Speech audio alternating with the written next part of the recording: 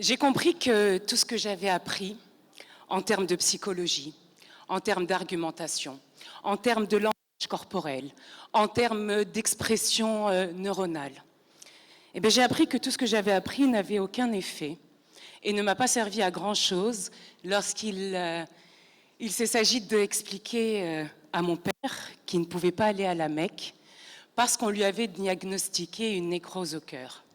Et donc ma mère m'a chargée, puisque je suis la psychologue, de le convaincre d'aller se faire soigner, parce que c'était bien plus important de se faire soigner que de prendre le risque qu'il lui arrive quelque chose. Et quand je lui ai dit, papa, je suis sa fille aînée, et que je lui ai dit, mais tu sais que si tu y vas, tu risques de mourir. Il risque de se passer quelque chose de très grave pour notre famille. Il m'a regardé, et il a levé les mains au ciel, et il m'a dit « Inch'Allah ».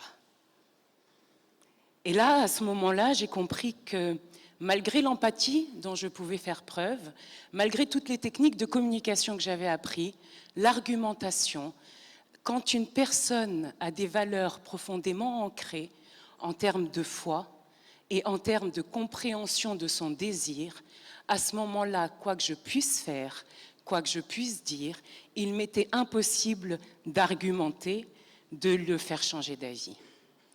Ce qui s'est passé avec mon père à ce moment-là était très signifiant. Parce que, qu'en était-il de son point de vue à lui? Il avait assez confiance en lui, assez confiance en ses convictions pour prendre le risque, quoi qu'il arrive, d'aller à l'encontre de la vie médicale et de prendre le risque de vivre pleinement la conviction qui était la sienne.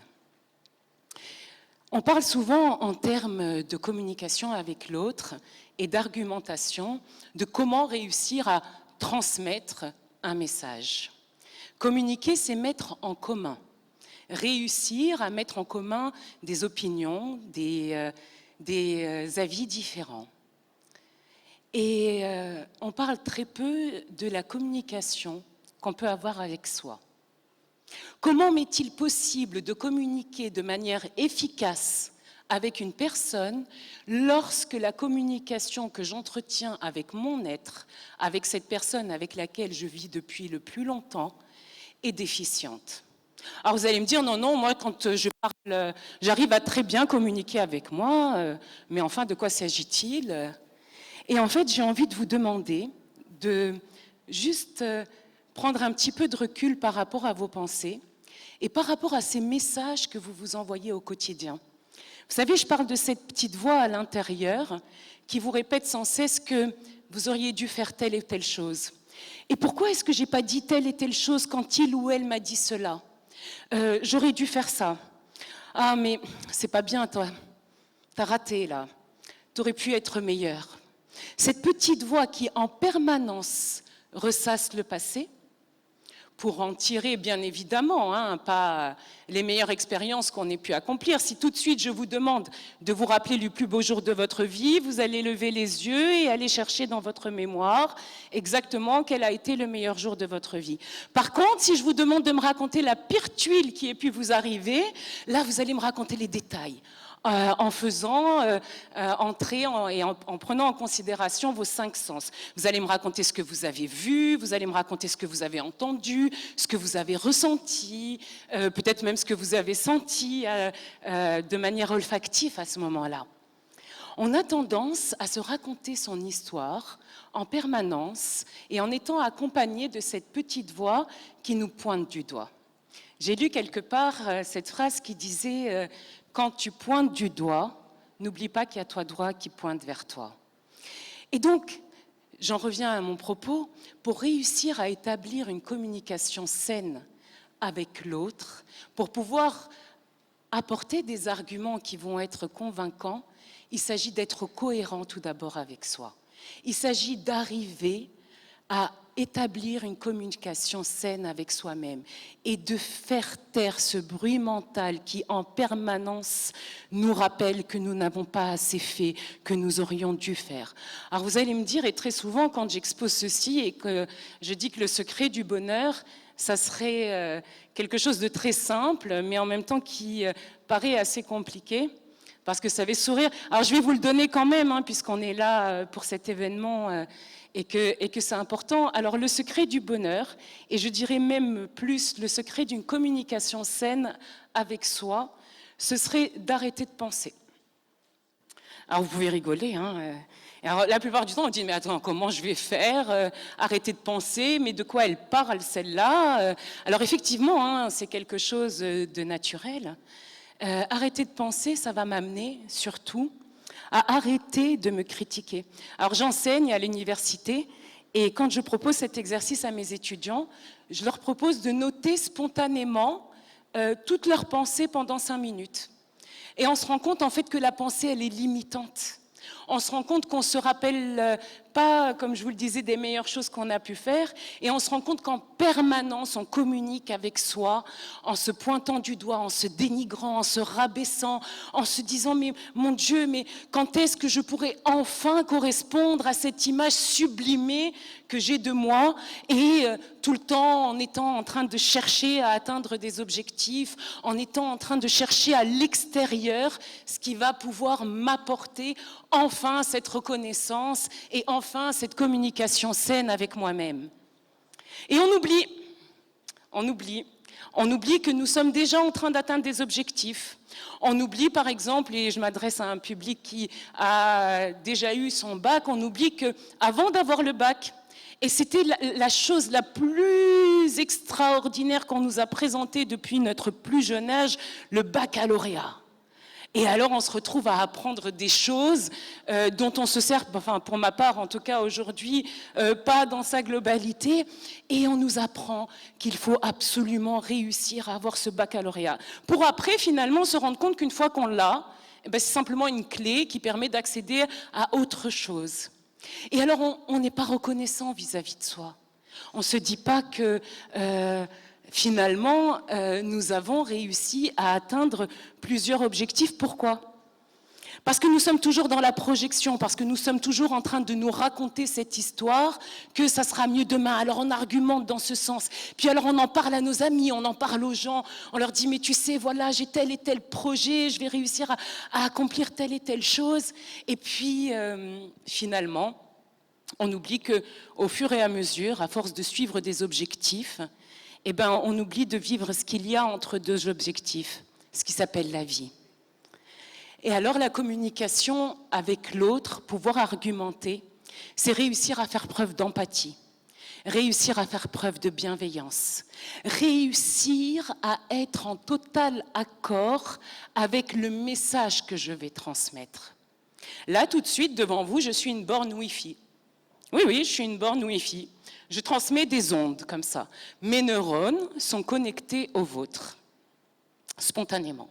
Alors, il y a certaines personnes qui vont avoir une connexion au débit, et d'autres une connexion plus ou moins efficace, et puis d'autres qui n'ont pas envie de se connecter. Et ce qui se passe à ce moment-là, quand on n'arrive pas à se connecter à la personne avec laquelle nous sommes en train de parler, eh ben, ça va demander un effort supplémentaire. Ça va demander de rentrer dans le monde de l'autre, d'arriver à le comprendre. À partir de l'endroit où je suis, comment je vais réussir à transmettre le message à l'autre de manière efficiente?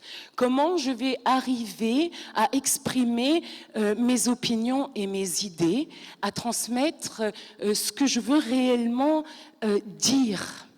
Parce que réussir à communiquer, c'est avant tout chercher à transmettre un message, au-delà de chercher à convaincre. La conviction vient après en fonction de ce que l'autre va recevoir. Je ne suis pas responsable de la manière dont la personne va interpréter, va lire et va enregistrer tout ce que je vais transmettre. On reconnaît un bon commercial à sa capacité à créer un lien empathique avec ses clients, parfois même au détriment de la société dans laquelle il travaille, parce qu'il va privilégier le lien qu'il va établir avec la personne en face de lui, plutôt que des intérêts pécuniaires. Et alors, je vais réussir à communiquer quand je vais créer ce lien-là de bienveillance, quand je vais parler de cœur à cœur. Parce que quand je parle de mental à mental, forcément, il va y avoir certains conflits pour les raisons qu'on a vues au préalable. Parce que l'autre en face de moi aussi est en train de se raconter une histoire, est en train de se raconter toute l'histoire qui a construit ces disques internes. J'ai tendance à comparer ça à un jukebox. Un jukebox comme ça, un mini jukebox interne qu'on a dans le cerveau. Et il ramène des disques. Alors en général, c'est à peu près tout le temps les mêmes disques. Dans un ordre bien précis, jusqu'à arriver, alors on est comme ça à la surface du puits, puis on se rabaisse, et puis on touche le fond à un moment donné. Puis quand on touche le fond, on se dit, quand même, ma vie, elle n'est pas si mal que ça, j'ai quand même réussi à accomplir telle et telle et telle et telle chose, et puis on revient à la surface du puits, puis finalement, on ne profite jamais réellement de la maison, de la piscine, de l'environnement. Et donc, quand je communique de mental à mental, quand j'essaye absolument de transmettre mon idée, quand mon intention est simplement de convaincre l'autre, d'imposer ce que je pense, bien évidemment, je vais me confronter également à l'intégrité de cette personne face à moi, si elle n'est pas du même opinion que moi. Et donc, que faire à ce moment-là ? Réussir à valider la personne en face de moi. Réussir tout simplement à accepter la différence, accepter que cette personne puisse avoir une opinion différente de la mienne. Je vais réussir à transmettre mon message lorsque j'accepte l'autre, et pour pouvoir accepter l'autre, il va falloir que je m'accepte moi-même. On en revient toujours à soi, alors peut-être parce que dans mon domaine, on a tendance à mettre la personne au centre de tout, je suis psychologue, mais au-delà de ça, mon expérience personnelle, ma vie, tout ce que je peux observer tout autour de moi, m'amène à cette conclusion-là, c'est que je ne peux être totalement en accord avec moi-même et avec ceux qui m'entourent que lorsque je suis en accord avec ce qu'il y a à l'intérieur de moi. Quand j'arrête de me juger, quand je commence enfin à me traiter comme la personne la plus importante de mon centre et de mon monde, quand j'arrive enfin à œuvrer pour mon bien-être. Alors on va me dire, oui, mais là, on parle d'égoïsme, et je peux pas, et comment faire, et je peux pas non plus penser qu'à moi, sans penser aux autres. Seulement, il se trouve que les personnes qui nous entourent, elles pensent à elles. Et il se trouve également que lorsque je décide de mettre un circuit qui va de moi vers l'extérieur, j'oublie d'explorer tout ce monde qui est à l'intérieur, et j'oublie de prendre en considération la globalité de mon être. Et c'est bien dommage. C'est bien dommage de vivre sa vie avec parfois une personne qui nous est inconnue, de chercher toujours la validation extérieure, de chercher toujours dans le regard des autres, tous ces autres qui forment notre famille, notre environnement social, notre environnement amical, une validation de ce que je suis. Lorsque c'est Jacques Salomé qui disait ça, lorsque je suis dans un besoin d'affirmation, je me confronte au risque d'être désapprouvée. Alors, qu'est-ce qui est le plus important? C'est d'argumenter, de transmettre, d'essayer à tout prix à ce que la personne adhère à ce que je vais dire, ou simplement d'arriver à exprimer sainement, clairement, ce que je pense, ce que je ressens, ce que je crois être la meilleure voie, en acceptant en parallèle la vérité de l'autre. Je sais que mes vérités ont énormément évolué, énormément changé. J'ai aujourd'hui 42 ans, la vérité que j'avais à 20 ans et pourtant qui était profondément ancrée n'est plus celle d'aujourd'hui. Nous évoluons en permanence en fonction de nos expériences, en fonction de ce qui peut se passer autour de nous, en fonction des influences sociales, en fonction de ce qu'on apprend, de ce qu'on lit. Et parfois même en fonction de choses dont on n'a même pas conscience, qui sont là en arrière-plan, dans les médias, à la télé.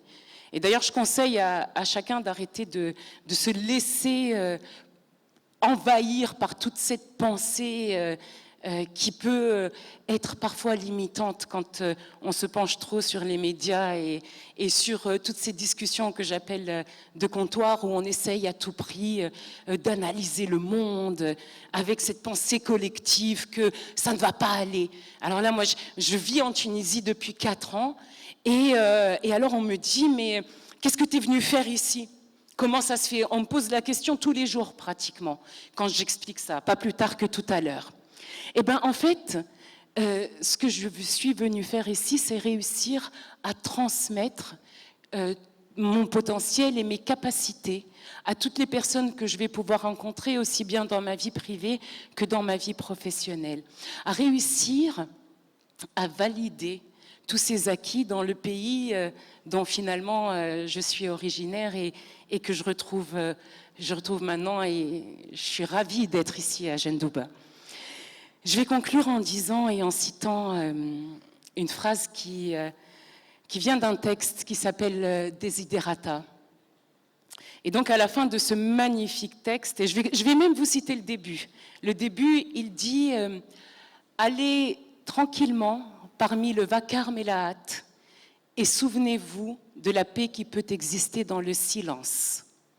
Sans aliénation, vivez autant que possible en bons termes avec toute personne.